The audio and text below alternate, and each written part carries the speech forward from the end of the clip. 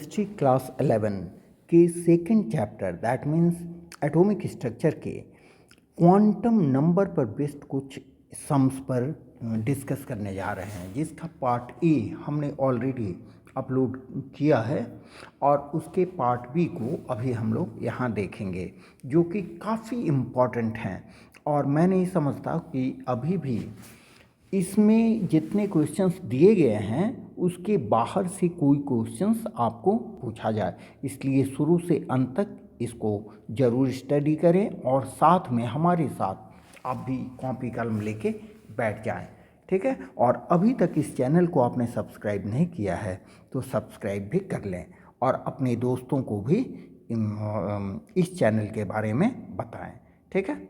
चलिए शुरू करते हैं। इसका जो पहला सवाल है, out of the following pairs, इसमें कुछ पेयर्स दिए गए हैं, कुछ इलेक्ट्रॉन्स के पेयर्स आपके सामने दिए गए हैं, ठीक है। उनके लिए डिफरेंट क्वांटम नंबर्स के वैल्यू भी दिए गए हैं। Out of following pairs of electrons identify the pairs of electrons present in degenerate orbitals. इस पेयर्स में से आपको आइडेंटिफाई करना है, पहचानना है कि जो दो इलेक्ट्रॉन हैं वो दोनों इलेक्ट्रॉन डीजेनरेट हैं कि नहीं। इन चारों में से कोई एक ऐसा पेयर है जिनके डीजेनरेट इलेक्ट्रॉन्स हैं, मीन्स उनकी ऑर्बिटल उनकी एनर्जी सेम है। डीजेनरेट का मतलब होता है ऑफ सेम एनर्जी, ठीक है। तो एनर्जी सेम कब होगा? जब आपका प्रिंसिपल क्वांटम नंबर का वैल्यू सेम होगा, एजीमुथल क्वांटम नंबर का वैल्यू सेम होगा और मैग्नेटिक क्वांटम नंबर का वैल्यू सेम होगा, ठीक है।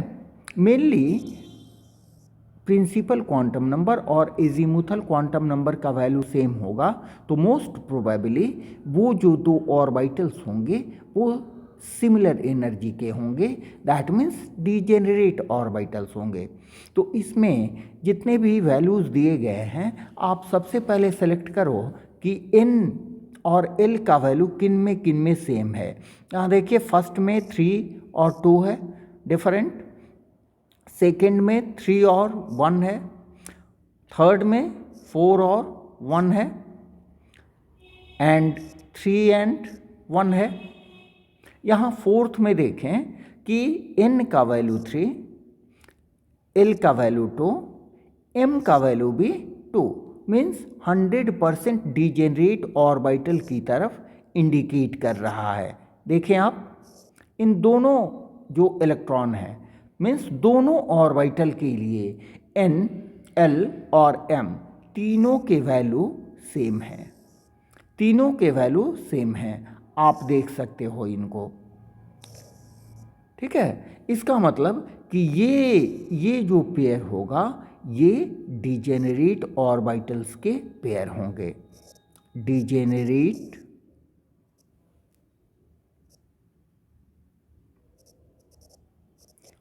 ऑर्बिटल्स,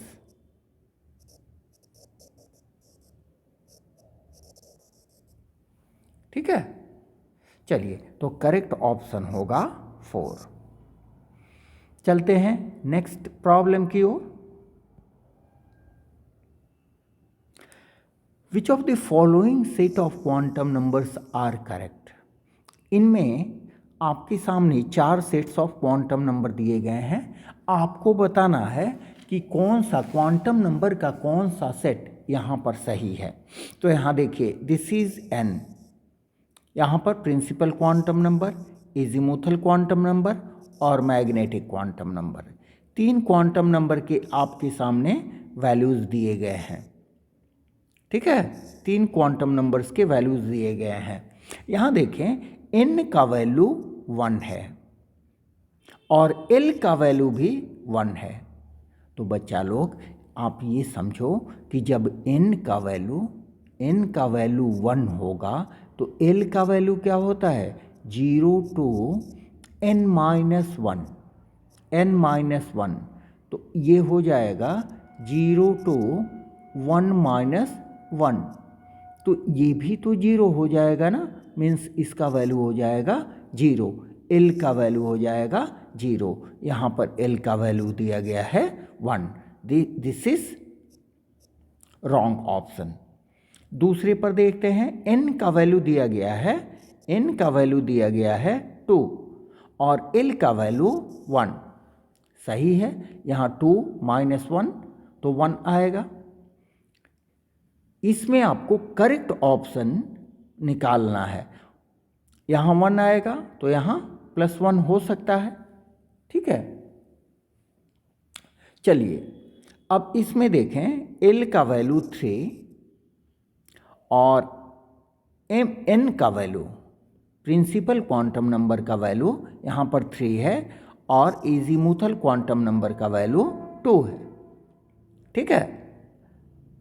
और ये मैग्नेटिक क्वांटम नंबर -2 है, तो ये भी पॉसिबल है, ठीक है। जबकि फोर्थ ऑप्शन में प्रिंसिपल क्वांटम नंबर 3 और एजीमुथल क्वांटम नंबर 4, यहाँ 4 दिया गया है, ठीक है। ये कभी पॉसिबल नहीं है, ये कभी पॉसिबल नहीं है।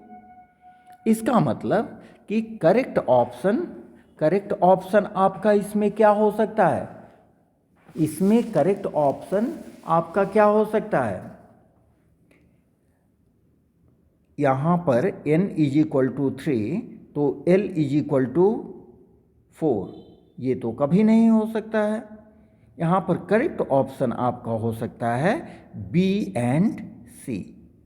B and C are correct options, ये दोनों करेक्ट हो सकते हैं, क्योंकि आप खुद ही देख लो कि यहाँ पर n = 2 है, ठीक है। तो L = क्या हो जाएगा, 0 to n-1, ठीक है। तो 0 to यहाँ हो जाएगा 2 - 1 = 0 to 1, तो L का वैल्यू 1 एप्लीकेबल है, ठीक है। और M का वैल्यू क्या हो जाएगा, M का वैल्यू क्या हो जाता है, +1 0 होते हुए, +1 0 होते हुए -1, ठीक है। तो एप्लीकेबल है। यहाँ पर n = 3 तो L का वैल्यू 2 आएगा, 3 - 1 2 आएगा, ठीक है। तो M का वैल्यू क्या हो जाएगा, n = अगर 3 होगा तो L का वैल्यू 0 1 2 भी एप्लीकेबल है। तो M का वैल्यू L = 2 के लिए क्या हो जाएगा, +2 +1 0 -1 -2, ये पांचों वैल्यूज़ होंगे, ठीक है। तो -2 आपका यहाँ दिया गया है, इसलिए ये दोनों option B and C are correct option. समझ रहे हैं बात। चलिए नेक्स्ट, एक्सप्लेन गिविंग रीजन्स, कारण बताते हुए एक्सप्लेन करें। Which of the following sets of quantum numbers are not possible. इसमें जो क्वांटम नंबर्स दिए गए हैं कौन से पॉसिबल नहीं हैं। सबसे पहला n = 0, L = 0, तो यहाँ बच्चा लोग n कभी भी 0 नहीं हो सकता है। फर्स्ट में n can never be 0। n का 0 होने का मतलब हुआ कि ऑर्बिट है ही नहीं, और जब ऑर्बिट नहीं है तो फिर इलेक्ट्रॉन की कल्पना हम कर ही नहीं सकते हैं, ठीक है। तो इसमें पहला तो पॉसिबल नहीं है, एक 1 हुआ। दूसरा देखें, n = 1, L = 0 पॉसिबल है, M = 0 ये हो सकता है। थर्ड में देखें, n = 1, तो L = 1 कैसे होगा। यहाँ पर n = 1 दिया गया है, तो L का वैल्यू 0 to n-1 न होगा तो क्या होगा 0 to 1 - 1 और 0 to 0। तो यहाँ पर दिया गया है 1, इसका मतलब ये भी पॉसिबल नहीं है। ठीक है, यहाँ n = 2 L1 पॉसिबल है। ठीक है, n = 3 L = 3। How does it possible? ये भी पॉसिबल नहीं है, क्योंकि n का वैल्यू अगर 3 है तो L का वैल्यू क्या हो जाएगा 0 to n-1, 0 से लेके n-1 तक, 0 to ये हो जाएगा 3 - 1, 0 to 2। तो L का वैल्यू 0 से लेके दैट मीन्स 0, 1 एंड 2। तो आपका करेक्ट ऑप्शन होगा ए, सी, ई। ए इज द करेक्ट ऑप्शन। समझ में बात आ रही है कि यहाँ पर जितने पेयर्स आपको दिए गए हैं उनमें से कौन पॉसिबल नहीं है। तो ये ए, सी, ई पॉसिबल नहीं है और ये ऑप्शन आपको दिया गया है ए में, इसलिए ए होगा इसका करेक्ट ऑप्शन। चलिए नेक्स्ट सम्स की ओर चलते हैं। Which of the following orbitals are possible? कौन कौन पॉसिबल है? तो 1p हो नहीं सकता है, 1p हो नहीं सकता है। क्यों 1p क्यों नहीं होगा? 1p क्यों नहीं होगा? क्योंकि 1p में देखें तो n = 1 है। ठीक है, means first orbit principal quantum number 1, first orbit, and orbit number is equal to number of suborbits, number of suborbits। तो इसमें सब ऑर्बिट्स होंगे 1। ठीक है, एंड दैट सॉलिटरी माने ये जो ओनली 1 सब ऑर्बिट होगा ये है फर्स्ट ऑर्बिट का। यहाँ देखिए 1p लिखा हुआ है, फर्स्ट ऑर्बिट का होगा, it is denoted by 1s। ठीक है, 1s हो सकता है, 1p नहीं हो सकता है, क्योंकि फर्स्ट ऑर्बिट में केवल s सब ऑर्बिट ही होता है। Second 2s it is possible, 2s possible हो सकता है। 2p सेकेंड ऑर्बिट में, सेकेंड ऑर्बिट की अगर बात देखें तो n = 2, नंबर ऑफ सब ऑर्बिट कितने हो जाएंगे 2 सब ऑर्बिट हो जाएंगे। कौन कौन? s and p। चूंकि सेकेंड ऑर्बिट का है इसलिए हम इसको डिनोट करेंगे 2s एंड 2p से। तो 2p आपको दिया गया है, इसलिए ये पॉसिबल है। मीन्स कौन कौन पॉसिबल है? 2s, 2p, ये दोनों ऑर्बिटल्स पॉसिबल हैं। यहाँ पर है 3f, तो n = 3 लें तो इसमें नंबर ऑफ सब ऑर्बिट्स क्या होंगे? नंबर ऑफ सब ऑर्बिट आप जानते हो जितना ऑर्बिट नंबर होता है उतने ही उसमें सब ऑर्बिट होते हैं।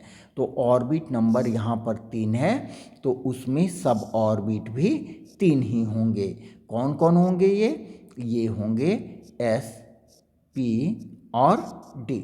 जबकि यहाँ पर दिया गया है 3f, it is not applicable, 3f is not applicable, 1p is not applicable. ठीक है, only 2s and 2p are applicable. 2s और 2p ऑर्बिटल्स ही पॉसिबल हो सकते हैं। ठीक है, चलिए question number 10। Using SPDF notation, SPDF notation use करके describe the orbitals with following quantum numbers. यहाँ क्वांटम नंबर दिया गया है, देखिए n का वैल्यू 1, l का वैल्यू 0। इससे ऑर्बिटल कौन आएगा आपको? इससे ऑर्बिटल आएगा 1s। ठीक है, n = 3, l = 1, it refers to 3p। ठीक है, जब इजीमुथल क्वांटम नंबर का वैल्यू 1 होता है, आप जानते हो इसको। यहाँ मैं फिर से मेमोराइज कर देता हूँ। सब ऑर्बिट या orbital s p d f, इसके लिए l का वैल्यू क्या होता है? s का 0, p का 1, d का 2, f का 3। इसके बाद ये भी बता दें, एक g ऑर्बिटल भी होता है जो हम लोग माने इमेजिनरी कैलकुलेट करते हैं। यहाँ पर n = 4, l = 2, तो देखिए l l का वैल्यू यहाँ पर 2 है और यहाँ है 4, तो क्या हो जाएगा? ये हो जाएगा 4d। जबकि यहाँ पर है n = 4, l = 3, तो ये हो जाएगा आपको 4f। क्लियर? चलिए, write down the quantum numbers in following cases. Following cases में क्वांटम नंबर्स आपको कैलकुलेट करने हैं। ठीक है, the value of l and m for last electron of Fe। Fe के लास्ट इलेक्ट्रॉन के लिए l और m का वैल्यू आपको कैलकुलेट करना है। तो Fe क्या हो गया? 26। ये हो गया आपको, देखिए आर्गन कोर के बाद इलेक्ट्रॉन किस में जाएगा? आर्गन कोर के बाद यहाँ इसका हो जाएगा 3d6 4s2। ठीक है, लेकिन यहाँ पर देखें कि लास्ट इलेक्ट्रॉन इंटर्स करता है। Last electron enters in 3d orbital because it is transition metal। 3d orbital आपको भी याद होगा। ठीक है, तो यहाँ d का हम ले लें, ये देखिए 1 2 3 4, ये हो गया 3 4 5 6। ठीक है, अब लास्ट इलेक्ट्रॉन को यहाँ इंडिकेट कर दें आप। Last electron, this will be last electron. ठीक है, ये हुआ आपका लास्ट इलेक्ट्रॉन। इस लास्ट इलेक्ट्रॉन के लिए आपका l का वैल्यू निकालना है। ठीक है, तो यहाँ देखिए ये 3D में है, 3D में है, तो यहाँ पर n का वैल्यू क्या हो जाएगा? n का वैल्यू हो जाएगा 3। d ऑर्बिटल में है, तो l का वैल्यू क्या हो जाएगा? l का वैल्यू हो जाएगा 2। ठीक है, और पॉसिबल वैल्यू ऑफ m, आप अब बहुत कुछ जान चुके हो आप लोग। पॉसिबल वैल्यूज ऑफ m क्या होता है? +l 0 होते हुए -l तक। ठीक है, तो l का वैल्यू आपने क्या लिया है? +2, तो ये हो जाएगा +2 +1 0 -1 -2। इससे घबराएंगे नहीं, इसलिए कि संख्या रेखा पर हमने बताया है ना, पिछले वीडियो में भी बताया है, ये 0 1 2। ठीक है, +1 +2, ये हो गया -1 -2। ठीक है, तो यहाँ +l से -l कब? जब l का वैल्यू 2 हो, तो ये हो जाएगा +2 से लेके -2 तक। इसको -2 से +2 तक भी आप लिख सकते हो। ठीक है, तो m का वैल्यू ये 5 वैल्यू हो जाएगा।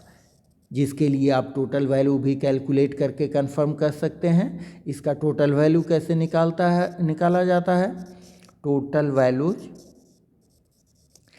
Of m for L is equal to 2 is given by 2L plus 1।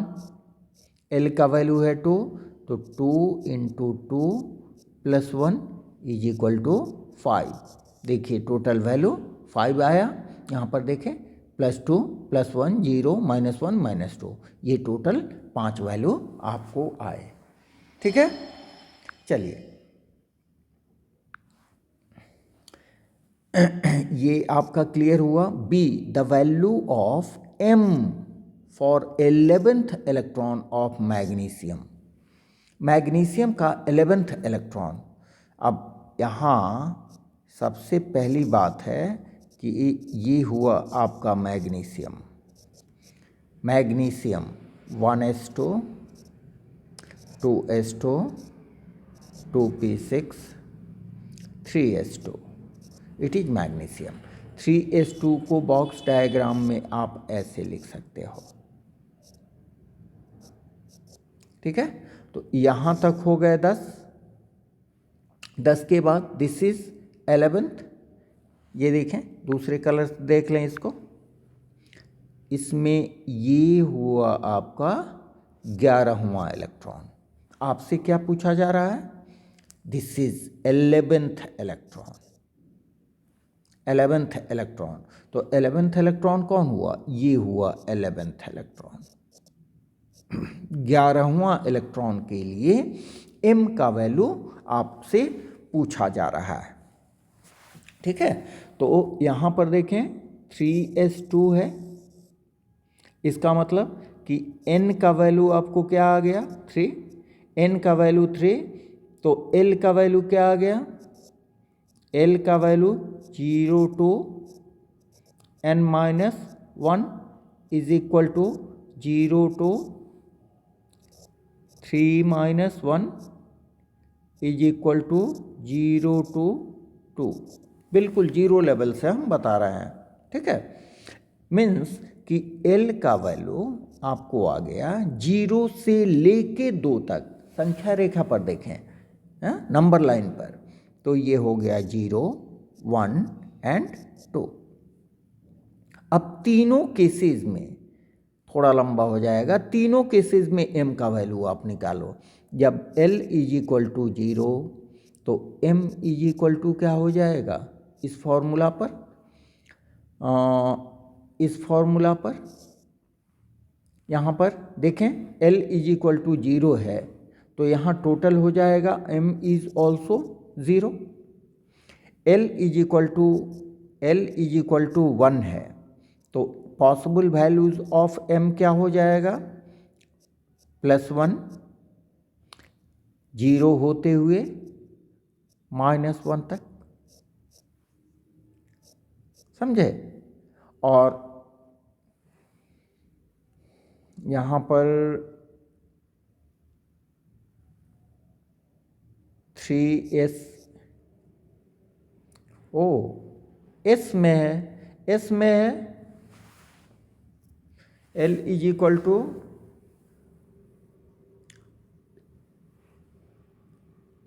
0 1 2। L का वैल्यू 0 1 2 है, लेकिन चूंकि इलेक्ट्रॉन s ऑर्बिटल में है, इसलिए एप्लीकेबल वैल्यू केवल आपका यही होगा। L इज इक्वल टू 0, तो m is equal to also 0। ठीक है, यहाँ इसका सवाल ही नहीं आता है। समझे? Because electrons are present in s orbital. समझे? चलिए next, the value of n। देखिए स्मॉल n होना चाहिए। n, l and m s for second last electron of nitrogen. Nitrogen के सेकेंड लास्ट इलेक्ट्रॉन के लिए n, l, m, s सभी का वैल्यू निकालना है। तो यहाँ पर देख लें, ये रहा nitrogen 1s2 2s2 2p3। Nitrogen के लास्ट इलेक्ट्रॉन के लिए सेकंड लास्ट इलेक्ट्रॉन, चलिए सेकंड लास्ट इलेक्ट्रॉन यहाँ से आए मिलेगा हमें। ये देखिए बॉक्स डायग्राम में हम क्लियरली बना रहे हैं, 1 2 3 second last electron, this is, क्योंकि ये लास्ट इलेक्ट्रॉन हुआ, it is second last electron. किसी स्टेप में गलत मत करें। सेकंड लास्ट इलेक्ट्रॉन हो गया तो इसके लिए n का वैल्यू क्या होगा, इलेक्ट्रॉन सेकंड ऑर्बिट में है, 2 में है तो n इज इक्वल टू 2। ठीक है, p में है तो l का वैल्यू हो जाएगा 1। देखिए यहाँ पर l का वैल्यू कितना हुआ था, 0।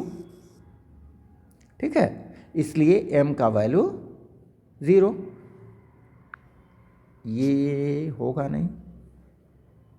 ठीक है, अब l का वैल्यू हमको इस इलेक्ट्रॉन को यहाँ कैरेक्टराइज करना है, पहचानना है, निकालना है, बताना है।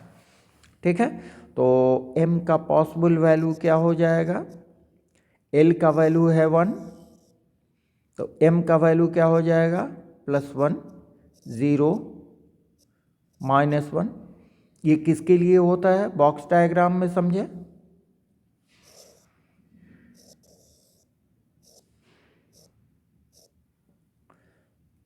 +1 यहाँ ये भी बता दें कि अगर इसको आप px मान रहे हो तो ये py, इसको अगर py मान रहे हो तो ये हो जाएगा px and it will be pz। ठीक है, इलेक्ट्रॉन कहाँ है, pz में है तो m का वैल्यू क्या हो जाएगा, m का वैल्यू हो जाएगा 0। ठीक है, तो इसके लिए सेकंड लास्ट इलेक्ट्रॉन के लिए n का वैल्यू, तो क्योंकि इलेक्ट्रॉन सेकंड ऑर्बिट में है। l का वैल्यू 1, क्योंकि इलेक्ट्रॉन p ऑर्बिटल में है। और m का वैल्यू हो जाएगा 0, because the given electron, said electron, जो इलेक्ट्रॉन दिया गया है वो इलेक्ट्रॉन pz ऑर्बिटल में है। समझे, यहाँ इलेक्ट्रॉन दिखाते हैं। अब s का वैल्यू भी पूछा जा रहा है, तो यहाँ देखिए अपवर्ड स्पिन है, तो s का वैल्यू नॉर्मली आप कुछ भी ले सकते हो, क्योंकि 2 इलेक्ट्रॉन नहीं है, यहाँ पर +½ कर दो। ठीक है, that is your required answer. समझे, इस तरह के हर चैप्टर से इस तरह के MCQs और इस तरह के सवाल जिसके आधार पर MCQ बनते हैं, ठीक है, हम देते रहेंगे। आप हमारे साथ बने रहो। Okay, thanks a lot.